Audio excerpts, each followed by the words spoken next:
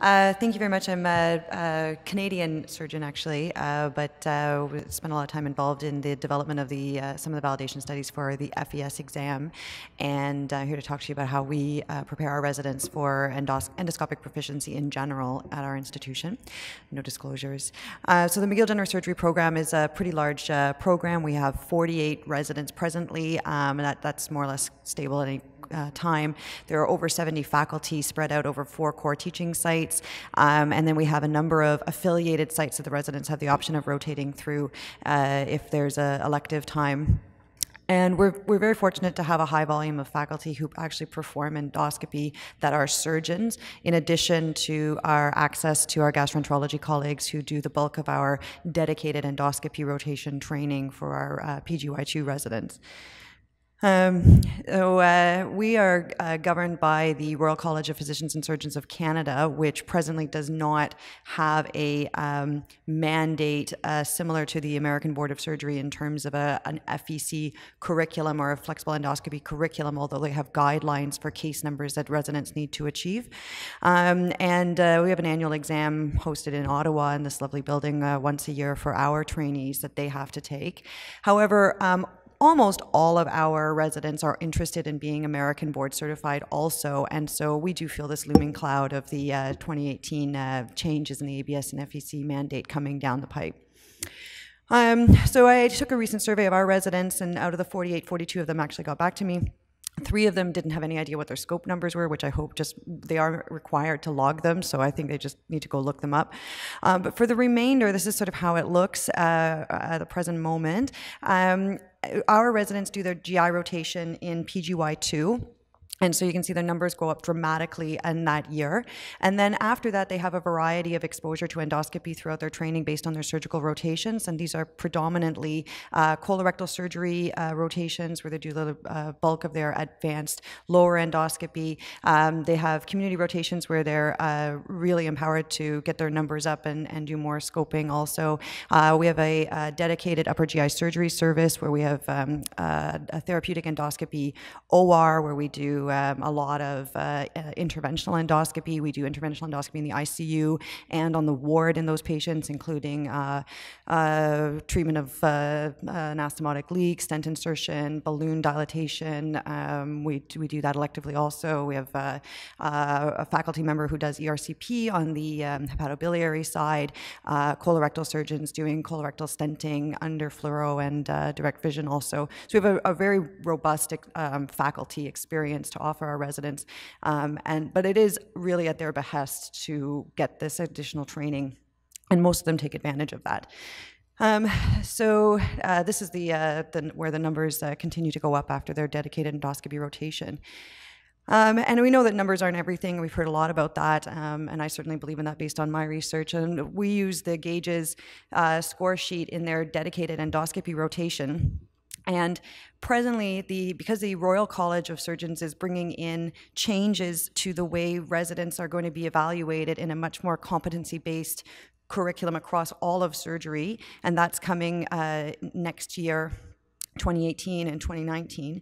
We don't 100% know exactly what that's going to look like. So we haven't completely, instituted an FEC curriculum per se, because we think that there's going to be a Royal College curriculum component that's going to mimic that. But we do include gages assessments for our trainees during their dedicated GI endoscopy rotation in PGY2. And this is research that I did when I was a fellow, comparing FES scores on the manual skills test to gages scores just for colonoscopy.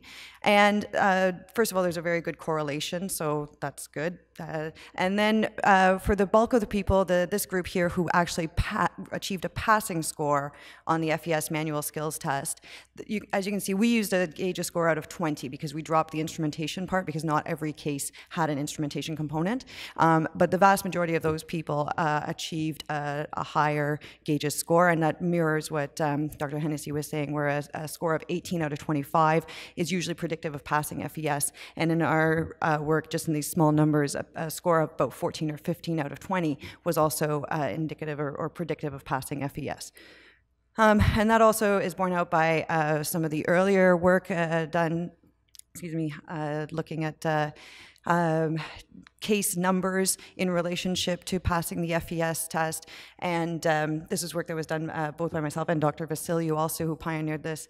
And when you look at the people who have zero colonoscopy experience, they universally do not pass the FES exam, which is what you would expect. And then as case numbers go up, the likelihood of passing sort of becomes a coin toss at around 25 cases. And then around 25 to 50 cases, it's more likely that you will pass the FES test, about 2/3 of people. And then after about 50 cases, and these are broad ranges, so whether people fall in the 51 or closer to the 100 side is hard to say. But after you get up to a certain case number, everybody seems to be able to pass the manual skills test.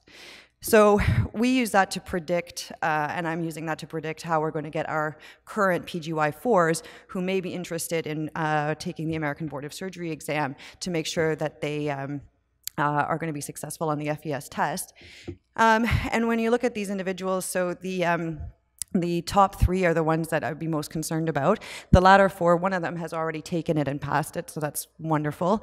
Everybody else has case numbers in both upper and lower endoscopy that would be predictive of them being successful on the test. And some of them have really well exceeded those numbers. So unless something goes horribly, horribly wrong, we're expecting that those people will do well.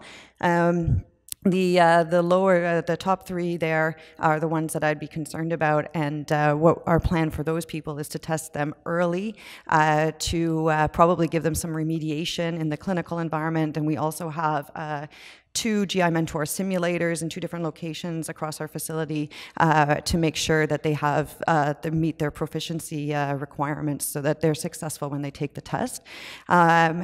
And this is one of our residents doing some of the maneuvers on the GI Mentor 2 that we have.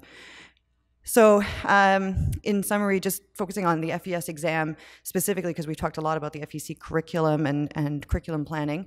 It is a manual skills test. The manual skills component of it is anyway. That does correlate strongly to colonoscopy performance and case volume. And at McGill presently, clinical experience makes up the bulk of our training for our residents because we're very fortunate to have that exposure. And our plan is to test our PGY4s soon. Once they're done, we want to start bringing FES down in the years so that eventually they'll be doing it when they're done if they get enough case numbers in their general GI endoscopy rotation, that they would even do it in PGY 2 or 3 so that they get it out of the way, and also when their skills are fresh. And for those people who are at high risk of being unsuccessful or have already failed the test, we'll plan to remediate them with both clinical and simulation. Thank you.